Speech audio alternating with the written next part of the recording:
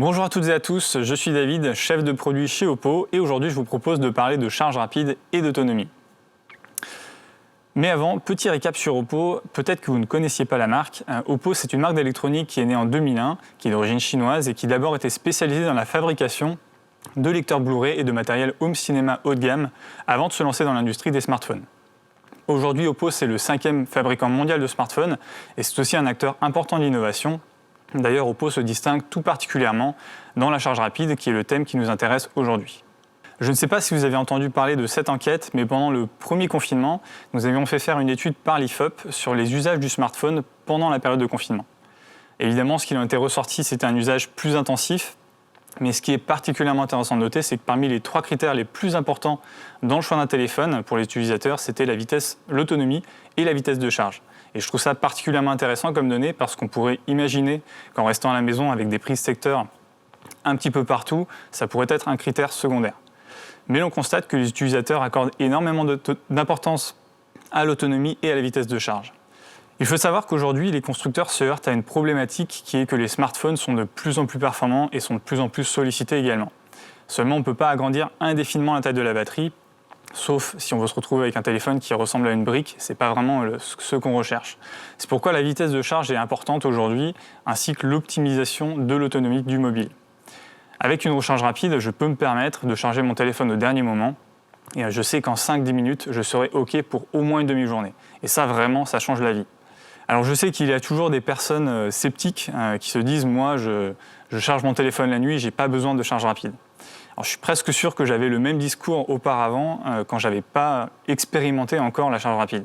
Mais une fois qu'on s'est rendu compte de son utilité, qu'on s'est retrouvé dans la situation où par exemple il fallait que je sorte dans 5 minutes de ma maison et que j'ai plus de batterie et que du coup je charge mon téléphone 5 minutes avant de partir et je sais que je vais pouvoir, ça peut vraiment sauver les meubles, donc c'est vraiment quelque chose de très pratique.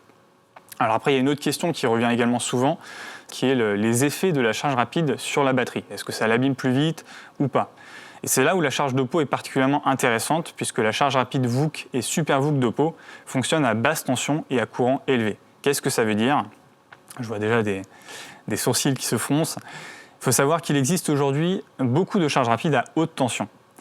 Pour imaginer un petit peu la différence entre la haute tension et la basse tension, imaginez un évier, si vous voulez, et un tuyau d'eau pour l'évacuation. L'évier, ce serait le chargeur, le tuyau, ce serait le câble de charge. Dans la charge rapide haute tension, ce qui va se passer, c'est que je vais augmenter la taille de mon évier, de mon bassin si on veut, mais la taille du tuyau reste la même. Ce qui veut dire que finalement, je vais avoir un évier plus gros, mais il va avoir un petit peu plus de pression, de tension dans le câble, dans le tuyau, donc le câble.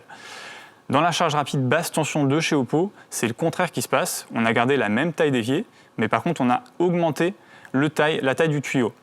Donc le câble est plus gros. Et d'ailleurs, si vous regardez les câbles de Oppo en termes de charge, vous constaterez que par rapport à des câbles standards, ils sont beaucoup plus épais, parce que tout est fait sur mesure.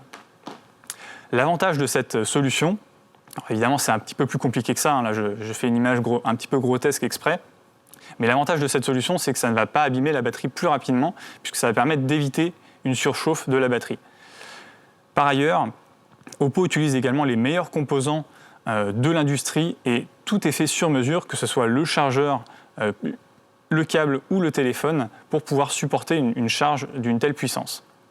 Par contre, effectivement, la seule contrainte de la charge d'Oppo, c'est qu'il faut effectivement avoir le téléphone, le chargeur et le câble de Oppo pour que ça fonctionne. Si j'utilise un autre câble, j'aurai toujours de la charge, mais pas de la charge rapide. Parce que tout est fait sur mesure, encore une fois, je l'ai dit tout à l'heure, pour assurer une charge qui soit sûre et rapide. Alors, j'ai beaucoup parlé de charge rapide, parlons un petit peu d'autonomie maintenant. En tant que chef produit chez Oppo France aujourd'hui, ce que je peux vous dire, c'est que sur l'ensemble de la gamme Oppo que nous commercialisons en France, tous nos smartphones assurent au minimum 1 jour et demi d'utilisation en usage standard, en termes d'autonomie. On a même des modèles qui vont jusqu'à 2 jours, voire jusqu'à 2 jours et demi d'autonomie. Donc déjà, en termes d'utilisation, je pense que c'est suffisamment confortable, mais évidemment, nous proposons également des optimisations et des options qui permettent de prolonger cette autonomie. Récemment, nous avons introduit par exemple un nouveau mode qui s'appelle le mode Super Eco.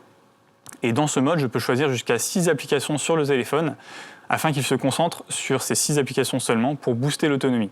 En termes d'usage, qu'est-ce que ça donne? Je peux chatter sur WhatsApp pendant 1h30 avec seulement 5% de batterie. Donc évidemment, ça pourrait être d'autres usages. Je pourrais me dire que voilà, il me reste 10% de batterie, il faut absolument que j'aille à un endroit et j'ai besoin du GPS. Je peux activer ce mode-là et y inclure le GPS pour booster l'autonomie sur la partie GPS.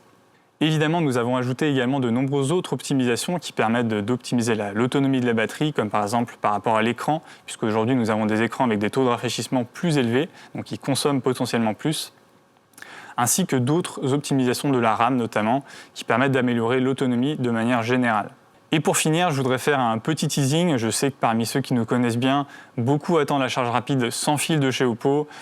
J'ai envie de dire stay tuned, c'est pour très bientôt. Donc suivez l'actualité de Oppo en 2021. Quant à moi, je vous dis au revoir et à bientôt.